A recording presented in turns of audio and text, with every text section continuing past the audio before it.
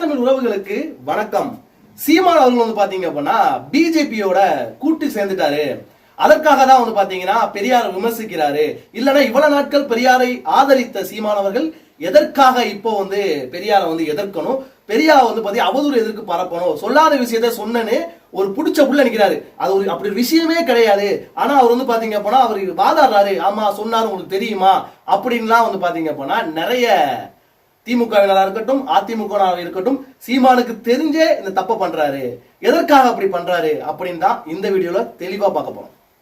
சீமான் அவர்கள் வந்து பாத்தீங்கன்னா ஒரு 9 வருடங்களுக்கு முன்னாடி, 9 வருடம் கிடையாது, குறிப்பிட்ட காலங்கள் பிஜேபியோட ஒன்று சேர்றதுக்கு முன்னாடி வரைக்கும், ஏன்னா பிஜேபியோட ஒன்று சேர்ந்தாரா? ஆமா, உண்மைதான். எதற்காக எப்பயில இருந்து இவர் பேச ஆரம்பிக்கிறவர் வந்து பாத்தீங்க அப்படின்னா, இவர் வந்து பாத்தீங்கன்னா பாஜகவோட ஒரு முக்கிய புள்ளி. இவங்களுக்கு என்ன அந்த முக்கிய புள்ளியோட என்ன அவருக்குலாம் என்ன வேணும்னு பாத்தீங்கன்னா இணைச்சு விடுறது பாஜகவோட. இப்ப அதிமுக கூட முன்னாடி வந்து கூட்டணி சேரும் போது அவரை சந்திச்சு தான் கூட்டணி சேர்ந்தாங்கன்னு சொல்லி நிறைய பேர் பேசுறாங்க. அதே மாதிரி ஒரு முக்கிய புள்ளியை வந்து பிஜேபியில போய் சந்திக்கிறாரு சீமான் அவர்கள். அதற்கப்புறம் வந்து பாத்தீங்கன்னா சந்திச்சு ஒரு கொஞ்ச காலங்களுக்கு, அதாவது ஒரு 2-3 நாளுக்கு அப்புறம் வந்து பாத்தீங்கன்னா ரஜினியோட ஒரு மீட்டிங் அரேஞ்ச் பண்றாங்க. ரஜினியை போய் சந்திக்கிறாரு. இப்ப என்ன பிரச்சனை அப்படின்னா, ரஜினி வந்து அரசியலுக்கு வரும்போது முழுக்க எதிர்த்தது யாருன்னு வந்து பாத்தீங்கன்னா சீமான் அவர்கள் எதிர்த்தாரு. ரொம்பவே கேவலமா. ஒரு எடுத்துக்காட்டுக்கு சொல்ல போனோம்னா பாத்தீங்கன்னா, தமிழகத்தில் வெற்றிடம் இருக்கிறதா, சுடுகாட்டுல தான் வெற்றிடம் இருக்கு, போய் அங்க போய் படுத்துக்கோ அப்படின்லாம் சொல்லி ரஜினிகாந்த ரொம்பவே கேவலமா, சீமான் மட்டும் கிடையாது, சீமான் தொம்பிகளான சாட்டை துரைமுருகனாம இருக்கட்டும், இல்ல தென்னகம் விஷ்ணுவா இருக்கட்டும் அப்படின்ற மாதிரி நிறைய பேர் வந்து பாத்தீங்க அப்படின்னா விமர்சிச்சுக்கிட்டே இருந்தாங்க. ரஜினியை வந்து அரசியல் வாழ்க்கையை விட்டு போனதுக்கு ஒரு முக்கிய காரணமே இவங்க தான். இவங்களுக்கு இந்த நாம் தமிழை பொறுத்த வரைக்கும், சீமானை பொறுத்த வரைக்கும் என்னன்னா, தான் மட்டும்தான் அரசியல் இருக்கணும், புதுசா வர்றவங்க எல்லாத்தையும் ஆதரிக்கிற மாதிரி ஆதரிச்சு தன்னுடைய கூட்டணி இல்ல அப்படின்னு தெரிஞ்சவனே எதிர்க்கிறது தான் அவரோட வேலை. எடுத்துக்காட்டுக்கு விஜய் கூட சேர்த்துக்கலாம். விஜய் ஆரம்பத்தை தன்னுடைய தம்பி அப்படின்னு சொல்லி ரொம்ப வந்து பாத்தீங்கன்னா பெருமை பீத்திக்கிட்டாரு. அது மட்டும் இல்லாம விஜயை வச்சு ஓட்டு வாங்கிக்கிட்டாரு. எடுத்துக்காட்டுக்கு சொல்ல போனீங்க வந்து பாத்தீங்க அப்படின்னா ஒரு சம்பவம் நடந்துச்சு.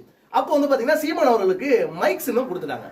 அந்த மைக் சின்னம் கொடுக்கும்போது இந்த புது சின்னம் ஆயிடுச்சு, எப்பரா போய் சேர்க்கிறது அப்படின்னு சொல்லி நிறைய பேருக்கு தெரியல. விஜய் அவர்கள் ஒரு கேஷுவலா ஒரு பாட்டை ஒரு வெளியிடுறாரு. மைக்க ஒண்ணு எடுக்கட்டுமான்னு சொல்லி சாங் தெரியுமா, அந்த சாங் வந்து விஜய் வெளியிறாரு. என் தம்பி பாத்தீங்களா எனக்காக சாங் விட்டான், எனக்கு தெரியும் என் தம்பி கரெக்டான நேரத்தில் விடுவோம், அது எனக்கான பாட்டு தான், என் தம்பி வந்து எப்படி எனக்கு சேர்க்கணும்னு எனக்கு தெரியல, என் தம்பி வந்து எனக்கு உதவி செஞ்சிருக்கான், பாத்தீங்களா என் தம்பி எனக்கு எப்படி ஆதரவா இருக்கான் அப்படின்னு சொல்லி அந்த பாட்டை தனக்காக தான் விஜய் அவர்களே வெளியிட்ட மாதிரி இவங்க கதையை கிளப்பி விஜய் ரசிகர்கள் ஓட்டை சேர்த்து வாங்கித்தான் 35 லட்சம் ஓட்டு வாங்கினாங்க. இல்ல நான் எடுத்து சொல்றேன், எழுதி வச்சுக்கோங்க. அடுத்த 2020 எலெக்ஷன் நடந்தது, அதே 35 லட்சம் ஓட்டு வாங்கிட்டாங்க அப்படின்னா இந்த யூடியூப் சேனலே நான் டெலிட் பண்ணிட்டு போயிடுறேன். நிறைய பேர் யோசிக்கிறேன், என்னடா 35 லட்சம் ஓட்டு வாங்க முடியாதுன்னு சொல்றியடா, நீ வந்து எப்படி இப்படி சொல்லுவ, பார்த்தையா போன தடவை 10,000 ஓட்டு தான் ஈரோடு கிழக்குல வாங்கினாங்க, இப்ப பார்த்து எவ்வளவு அதிகமா வாங்கியிருக்காங்கன்னு சொல்லலாம். அதற்கு என்ன காரணம் நான் சொல்றேன் கேட்டுங்க.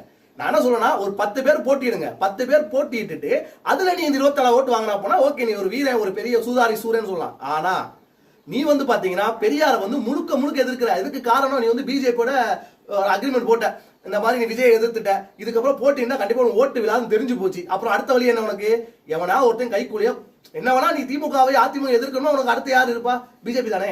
அந்த பிஜேபி போய் கூட சேர்ந்துக்கிட்டீங்க, ஒரு பேச்சுவார்த்தை நடத்திக்கிட்டீங்க, உங்க ஓட்டு ஃபுல்லா எனக்கு போடுங்க, நீங்க தான் நிக்கலன்னு சொல்லி பிஜேபி ஓட்டும் நாம் தமிழ் ஓட்டும் சேர்ந்து தான் வந்து பாத்தீங்க அப்படின்னா இவங்களுக்கு வந்து இந்த 25,000, அது டெபாசிட் கூட வாங்கல, 23,000 தான் வாங்கியிருக்காங்க.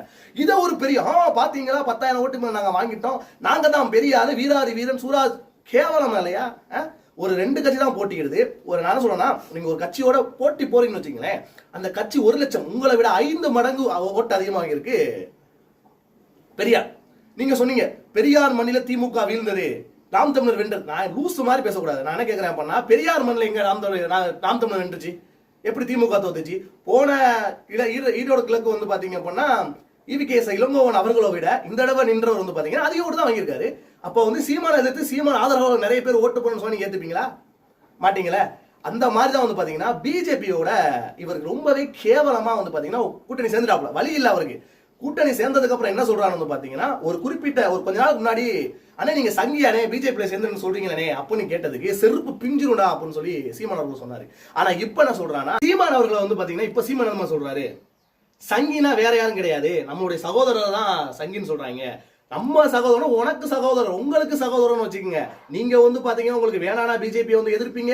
உங்களுக்கு இப்ப தெரிஞ்சு போச்சு போனா உங்களுக்கு முழுக்க திமுகவிலும் ஓட்டு வராது, அதிமுக சேர மாட்டாங்க. உங்க கட்சியில் நிறைய பேர் வெளியே போய் உங்க முக்கிய 27 வருட காலமாக உங்களோட இருந்தவங்களே வந்து பாத்தீங்கன்னா உங்க கட்சியை விட்டு வெளியே போயிட்டே இருக்காங்க. அதுக்கு என்ன காரணம்?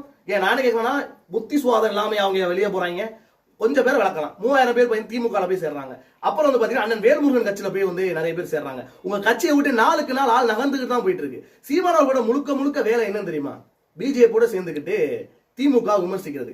திமுக தமிழகத்துல வந்து திமுக அதிமுக இந்த ரெண்டு கட்சி தவிர எந்த கட்சியும் பெரியார தலைவர்களா ஏத்துக்கொண்ட கட்சி தான் இந்த கட்சி.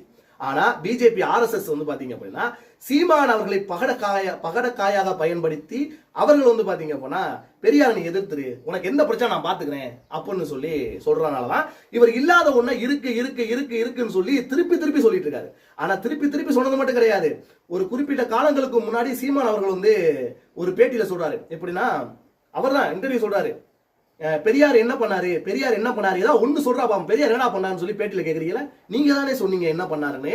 நான் சொல்றேன், நீங்க சொல்றத நான் சொல்றேன்.